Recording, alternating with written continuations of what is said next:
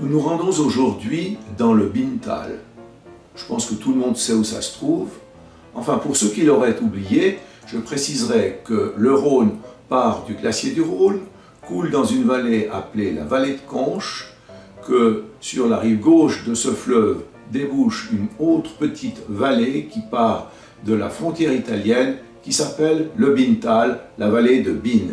Elle est restée longtemps isolée en raison d'une absence de route utilisable toute l'année. À la sortie du village de Bin se trouve un hôtel de charme, l'Offenhorn, qui cultive l'ancienneté, le confort, la beauté des objets anciens. Vieilles tomettes, parquets cirés. Vu la situation périphérique de l'hôtel, loin des grands centres, loin des grands axes, il n'a pas toujours été facile d'assurer la viabilité de l'établissement.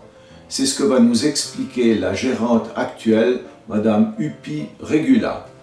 À 28 km de Brigue, on emprunte une route de montagne. Cet établissement a bénéficié, de même que les habitants du coin, de la percée d'un tunnel en 1965, ce qui a réduit considérablement le danger d'avalanche et d'éboulement, en particulier pendant l'hiver.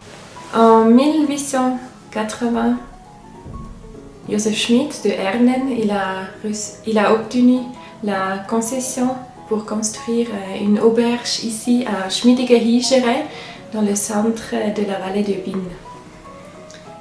Lui, un homme de 35 ans, il venait de Ernen, et aussi sa femme, Maria Schmidt, de la famille Kreig, d'une famille riche de Ernen.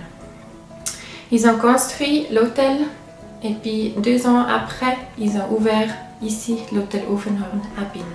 Madame Maria Schmidt a géré cet hôtel avec un engagement énormément.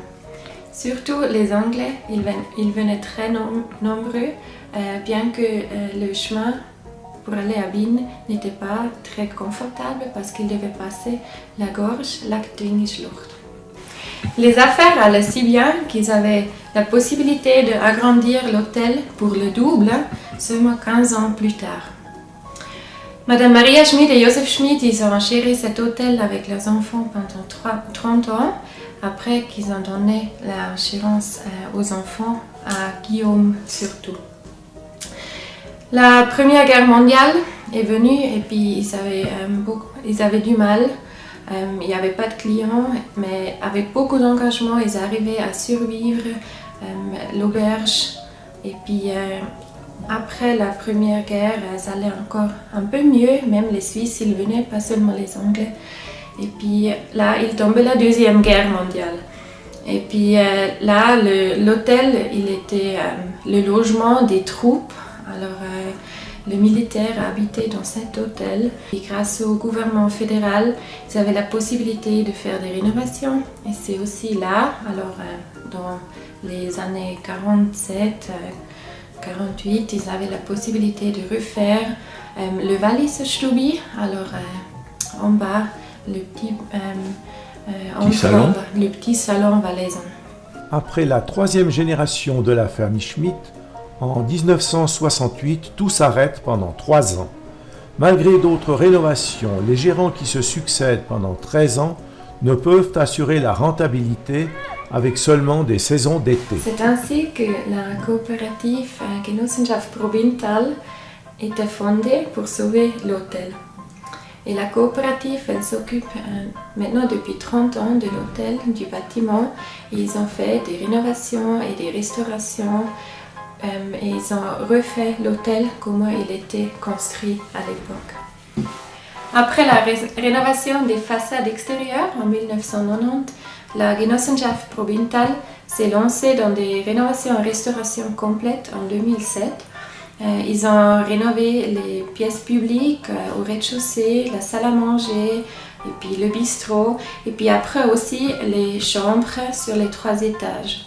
Ils ont fait des restauration soigneusement et puis ils ont aussi gardé l'esprit de la belle époque, ça veut dire ils ont laissé 4 chambres comme ils étaient dans la belle époque, alors ils n'ont pas mis de salle de bain dedans.